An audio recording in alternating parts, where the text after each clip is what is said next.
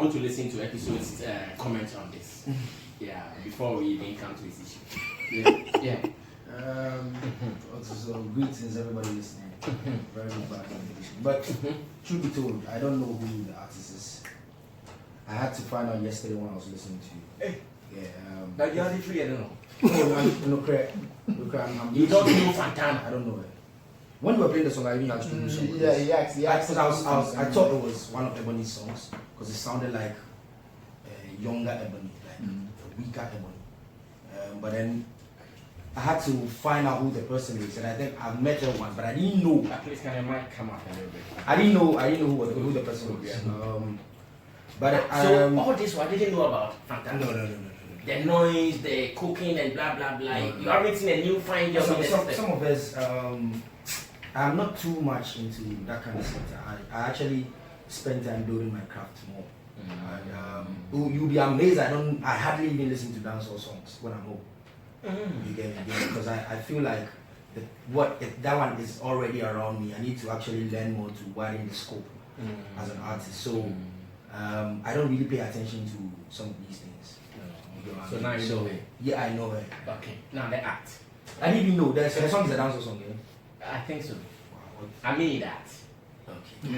It's dancehall. But what I have to say is listening to this from yesterday to today, I think it's a lame thing to do. One, because I think it was all planned.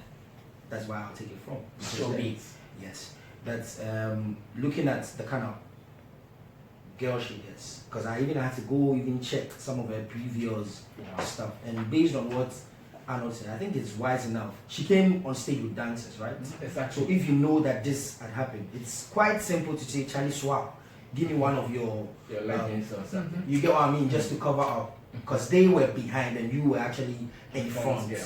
You get what I mean? So, and just like, she played 2 shows on the night. No disrespect to her and the team, though. Not at all. She played 2 shows on the night. So I think it would have been best if, just like you say, she's rich. From the first show, if that even happened, pass by some boutique, grab something, and then take it to the next show.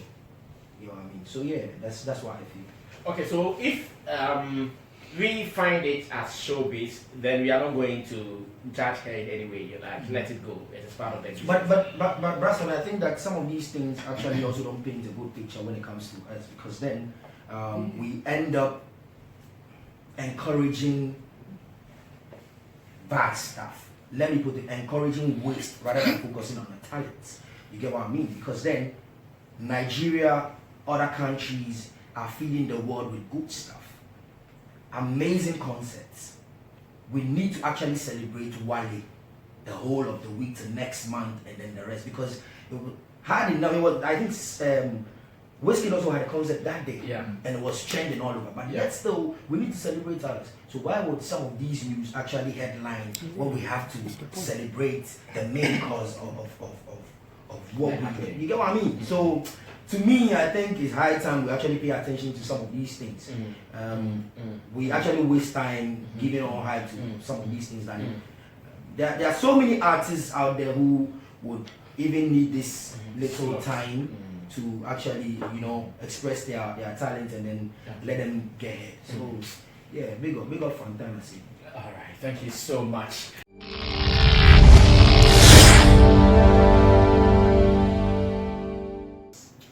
First and foremost, let me say this though. I want to really apologize to anybody who tried reaching me, and then to say a very big thank you to anybody who sent a positive message, whether I got to see it or I didn't. Anybody who supported this. Okay, so let me just give you a short. I didn't really want to talk about this, but let me give a brief on what happened. So on Friday evening, we went to Tampa, me and the team. We had a meeting, so coming back, it was around 11, late around that time, and I don't really know Tampa, so most of the time we end up using the map, because then community 1 here, community 8 there, you know what I mean? So, and I was not driving, my manager was driving. So we actually got stopped by the police. So when they came close, yes. Which of the community? I don't know. That's what I'm saying, like the communities are big, so I don't really know. And when we got stopped, they were like, the signal, like they gave a signal for some time, but we didn't stop. with their torchlight. Yes, because we were using What around what time was that? it was around 11 going to 12, like that time. It was a bit late. Because then I had to make it to a studio around East Lincoln. So they started questioning my manager. But most of the time, I had to be a bit reserved. Were you over speeding? No. Did you have an unregistered plate? Yeah, we were using a DV. Yes, we were using a DV. So they asked for the necessary requirements, which they were given. But then I think it ended, they were back and front, my manager. I was sitting in the car with the other guys. And I couldn't sit and watch. Because at the end of the day, he's there because of me. And he's my team, he's my blood. So definitely when I heard the shouting and all of that, I came out. And sometimes when stuff like this happened, tempers go high. It might be my fault, it might be their fault, but then because they don't want to listen to me. And then one thing that we should all know is most of the time, like our community, no disrespect to the police or any big man. When they see people in locks, they actually judge before they ask questions. That's like general, because then we don't come from Jamaica. But then you should know that as much as the person has this look, you would have to go on further to ask, who are you? Or what? But then if you're given the right answers, it ends there. There has been a time that we were driving from, I think, Accra to Volta. When we got stopped, these police guys had to check the whole car, like for full 30 minutes to an hour. Later, they had to check they said I should open the bonnet. And when I did, they said they're charging me for dirty bonnet, which was quite sad. You get what I mean? So, sometimes they were charging you for dirty bonnet. Dirty bonnet. Yes. That was bonnet was dirty. So the engine area. Yes. So they opened it. They opened it. And that's what I'm saying. Most of the time, because they see us with this look, they end up like going beyond, because then they have to set the whole car, then they don't get anything. So what happened is, it's quite sad that the video had to trend like within the next few hours. But everything was solved there. Like I actually, my tempers went high a bit, but I became submissive because then I also looked at the other side of it. But then I didn't know how the video really got. So when you came out of your car, what was your first reaction? There was, but I mean, if you're in my shoes, you would actually understand that you're working with people, and then where we actually, where it's not somewhere that I know, and then like now, things, Charlie, you can't trust anybody. You get what I mean? So in the quest of trying to find what was really happening, that's why I said my tempers also went high, because then there was a little bit of So what did you actually do? Your tempers went high. Did was you just slap someone? Did you physically abuse someone? There was no physical abuse there, but it was this back and front, like and then anybody who knows me know I'm quite cool, but then sometimes can't treat by any. So my guys had to push me a little bit, but that you was have anger issues. A little bit. Yeah. That's why I don't really, most of the time I try to stay To be cool. You get me? So I had to be submissive, and being the leader of the team, that's what actually came out, because on a regular day I would have just stayed in So why was the submissive episode handcuffed, and he came across like he was being attacked? So that's what I'm saying.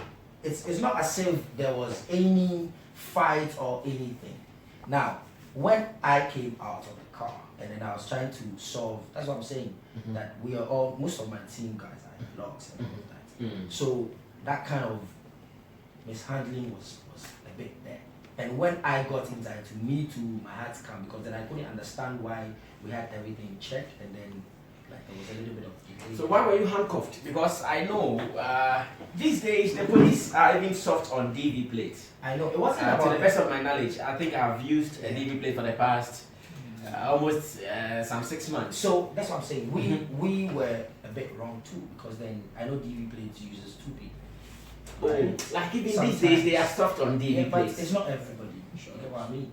It's not everybody, and that's what I'm saying. It's not really about the car or anything. It's just that tempers went high, because then it was becoming. Anytime there is a handcuff issue with the police and the civilian, it means either someone was trying to resist arrest. That's what I'm saying. So I personally, at a point in time, I also lost control of my temper.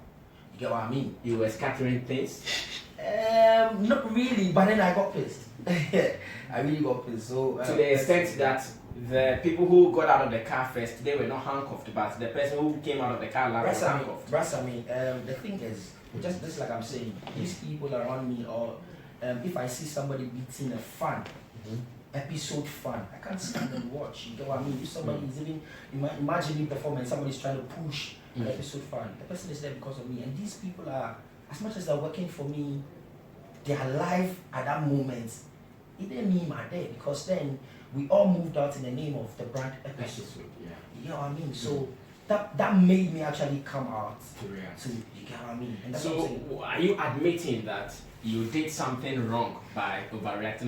Yeah, I'll take it from two angles. I'll say that I did my part of it, but then sometimes I feel like the officers too sometimes need to calm down when it comes to these things. And as much as maybe tempers go high, because then I feel like I'm right, he feels he's right. You know what I mean? So that was where the whole thing didn't really go down well. So, and just like I said, this thing has actually enlightened me so much when it comes to stuff like this, because I feel like most of the people, even there in the prisons right now, are wrongly convicted. You get me? And then it might be just a little thing, but imagine, just imagine that as we move, then they call the next police station to say that there are some armed robbers here who are in logs using this DV. Because there's been instances where police people plot things in cars. You get what I mean? Yeah, we've heard that before. You get what I mean? So I'm saying this based on two sides, that we pray that, or we plead with some of these officers that when they meet some of these young youth, sometimes they should go the right direction. And then we also, the ghetto youth or the people on the street, sometimes used to cool down to solve issues rather than... So did the case end up in any police station or something? It actually, funny enough, it actually ended there, like 5 minutes. They took the handcuff off you? Yes, because later they got to know who I was. And the one of the police was a big Epixode fan. But then he didn't see the face painting. You get what I mean? So he was confused. Exactly. So it ended right there. But then my phone was off that time too, because then we were like moving around the whole day, and then we had to go to the studio to work at new studio, Guard 1.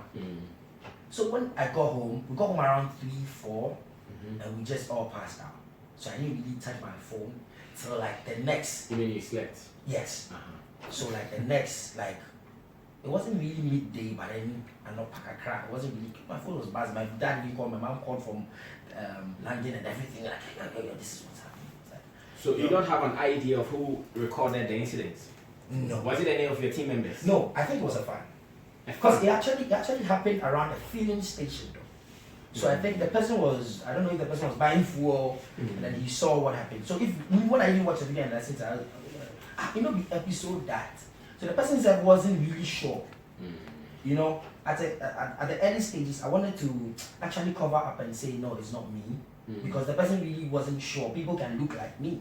But then, come to think of it, like, why don't I use this platform to also educate people and tell people that, stuff like this is really happening, and then we need to be careful about these things. Imagine that the reason why I actually became submissive, imagine that it went to a level where they had to pull their guns and by this time I don't go sit here and talk, but they talk. You get me? So yeah, it happened, but I want to really use this platform to thank everybody who has been supportive and big up the real episode.